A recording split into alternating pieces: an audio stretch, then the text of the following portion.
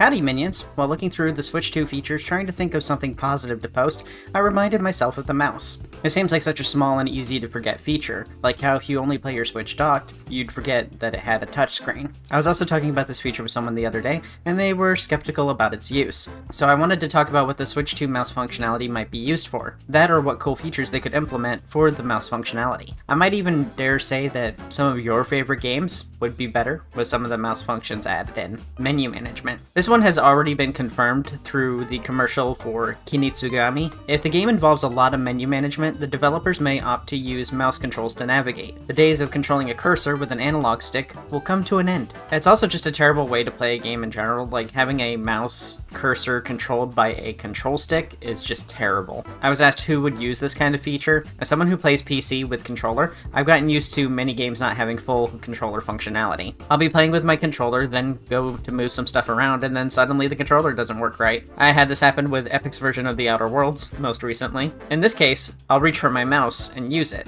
Sometimes I use my mouse whenever using a mouse might be faster. Though I am curious how we're expected to use it if we don't have a table or other flat surface directly in front of us. Do we just use our thigh or our stomach? This menu could also be used to browse the eShop more easily. It feels like at times that the eShop is designed around touch controls. Inventory management. This isn't confirmed, but its concept was shown to work in the Switch 2 World Tour trailer, so I know it's possible at least. If you can easily manage a menu with a mouse, then think about inventory management games. These games have been getting increasingly popular in indie game spaces with games like Backpack Battles and Backpack Hero. Imagine you're playing Resident Evil and you just got a new weapon. You're decently far in the game, so now you have to go through your storage and move things around. You can't throw away your 20 different grenades and unmixed herbs. That'd be wasteful. Managing this is going to take a while, until you use mouse mode. You're suddenly able to quickly drag and drop, but you can also rotate the Joy-Con and it rotates the object too. Ultra Immersion. You're playing a horror game, and you need to go into the next room. You're unsure of what kind of horrible beast could be on the other side.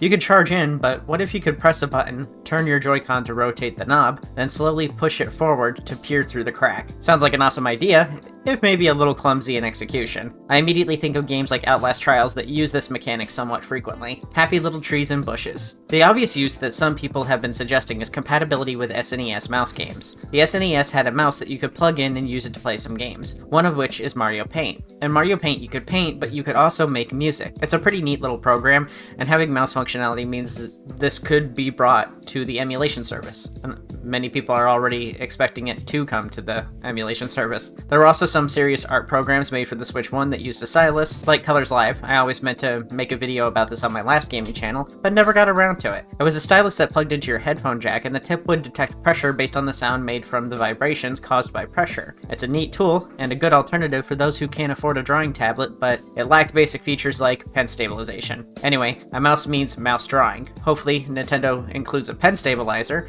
but I think this will be just a gimmick and not a major feature. Replacement for touch controls. A problem I had with the Switch 1 is that now and then I would encounter a game that only uses touch controls. This meant that I couldn't play it in docked mode, and I love docking. I can't stream or record gameplay if it's not docked because the Switches don't have HDMI out without a dock. Every so often, I'd find a cool game that I couldn't share, like Puzzle Dragons. That really sucked, but if the mouse can be used as a stand-in for touch controls, it means I can at least show you these games. While some of these games might be too fast-paced to quickly use the mouse, I can still show me playing them badly, and playing badly is more than I was able to do before the mouse.